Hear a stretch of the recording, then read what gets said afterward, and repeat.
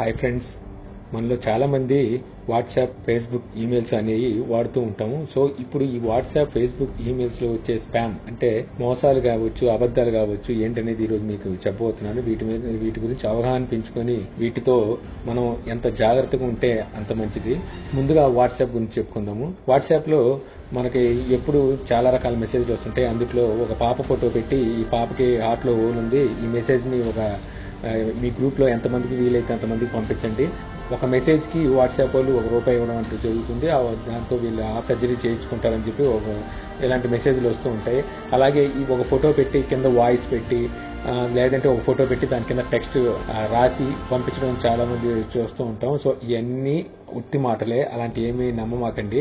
అది తెలుసో తెలియకో మనం అలాంటి మెసేజ్ ని పాస్ చేసి మనం ఒక పెద్ద తప్పు చేసిన వాళ్ళం అవుతున్నాం. ఎందుకంటే ఎప్పుడైనా ఇలాంటి వాటికి వాట్సాప్ వాళ్ళు ₹1 కూడా ఇవ్వరు. అదంతా ఉత్తి మాట. ఇప్పుడు ఎవరికైనా ఎవరి మీద కోపం ఉంటే వాళ్ళ ఫోటోని ఫేస్బుక్ నుంచో లేకపోతే ఇంకోటి డౌన్లోడ్ చేసి ఆ పోస్ట్ ని కింద ఇలాగే పిల్ల ఒంట్లో బాగాలేదనో లేకపోతే పిల్లకి హార్ట్ లో పోలునో తన ఇంజనీర్ చదువుతుంది, సో తనకి మీరు సహాయం చేయండి ఈ విధంగా మొత్తం అందరికి స్ప్రెడ్ చేసి వాళ్ళని అనవసరంగా పరుగు తీయడం అవసరం తప్పితే ఇది వేరేది ఏం కాదు.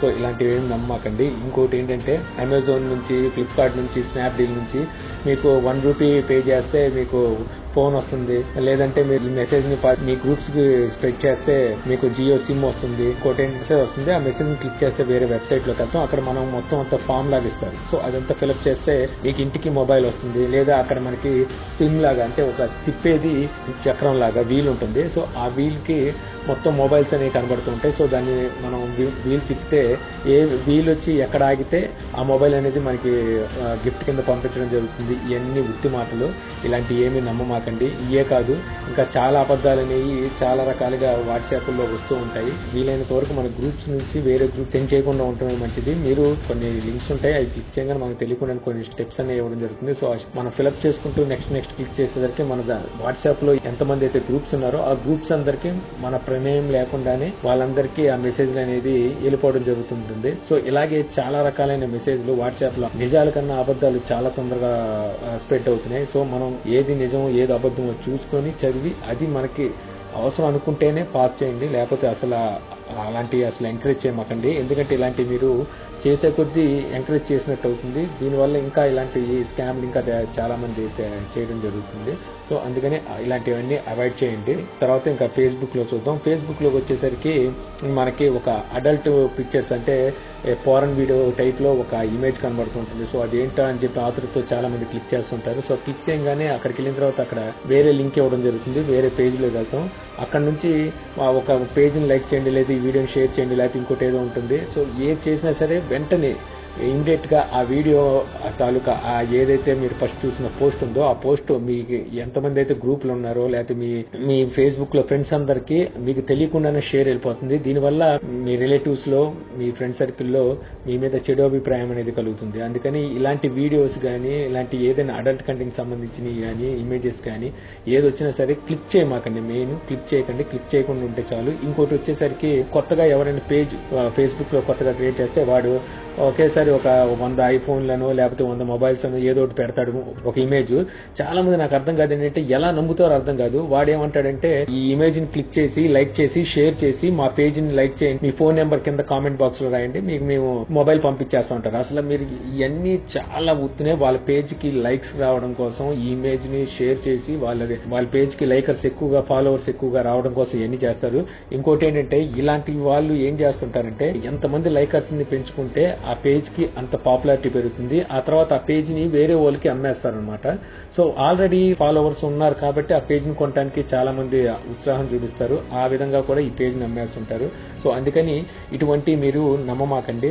ఇక ఈమెయిల్స్ సంగతి చూద్దాం. ఇక ఈమెయిల్స్ లో వచ్చేసరికి స్పామ్ మెయిల్స్ అనేవి చాలా వస్తుంటాయి మనకి. అందులో మెయిన్ గా మనకి సిటీ బ్యాంక్ క్రెడిట్ కార్డ్ అనో లేకపోతే SBI క్రెడిట్ కార్డ్ అనో మీకంటూ ఇవ్వడం జరుగుతుంది. మీరు జస్ట్ ఈ లింక్ క్లిక్ చేసి ఇక్కడ డీటెయిల్స్ అనేది ఫిల్అప్ చేయండి అని చెప్పి ఇస్తుంటారు. మీరు పొరపాటున అయినా సరే ఆ లింక్ క్లిక్ చేసి అక్కడ మీ డీటెయిల్స్ అనేవి ఇవ్వమాకండి.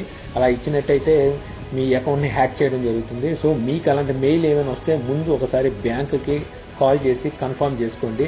అలా కాకుండా ప్రాంక్ కాల్స్ వస్తుంటాయి. సో ఈ ప్రాంక్ కాల్స్ కూడా అస్సలు మీరు ఉంగమాకండి. ఎప్పుడైనా సరే కాల్స్ వస్తే కాల్స్ లో మీకు లాటరీ తీసాం, మీ లాటరీలో మీ నెంబర్ తగిలింది, మీకు 2000 10,000 మొబైల్ ఇవ్వడం జరుగుతుంది అని చెప్పేసి వాళ్ళు చెప్తుంటారు. అలాంటివి కూడా అసలు నమ్మమాకండి. ఇంకోటి, మీ క్రెడిట్ కార్డ్ లిమిట్ అనేది పెంచడం జరుగుతుంది, అందుకని చెప్పి మీ క్రెడిట్ కార్డ్ డీటెయిల్స్ ఇవ్వండి అని చెప్పేసి ఇంకొన్ని ప్రాంక్ కాల్స్ వస్తుంటాయి.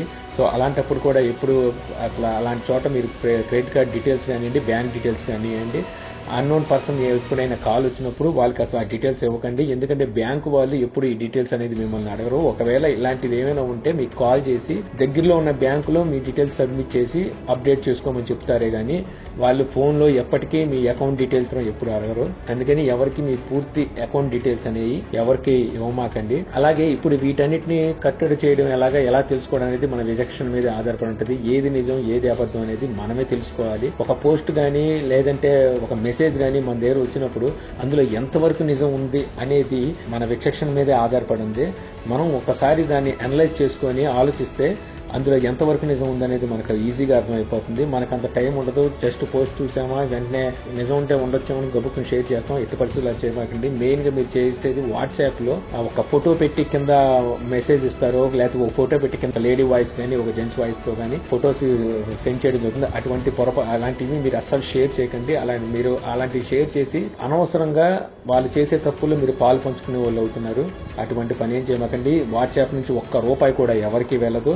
ఎవరి మీదైనా కోపం ఉంటే వాళ్ళ ఫొటోస్ ని ఇలాగ పెట్టి వాళ్ళని అనవసరంగా వీధిలోకి లావడానికి చేసే పనులే తప్పితే ఇందులో ఎటువంటి ఉపయోగం లేదు. ఒకసారి ఎప్పుడైనా మెసేజ్లు వస్తే ఆ మెసేజ్లు మీరు పూర్తిగా చదివి అసలు అందులో ఎంతవరకు నిజం ఉందో చూసుకొని అవసరమైతే నవ్వుకొని వదిలేయండి. కానీ అసలు మీరు ఇలాంటి అనేది పాస్ చేయమాకండి. ఈ వీడియో కనుక మీకు నచ్చినట్లయితే లైక్ చేసి షేర్ చేయగలరు. అలాగే మీ సలహాలు సూచనలు ఏమంటే కింద కామెంట్ బాక్స్ లో ఇవ్వగలరు. జై హింద్.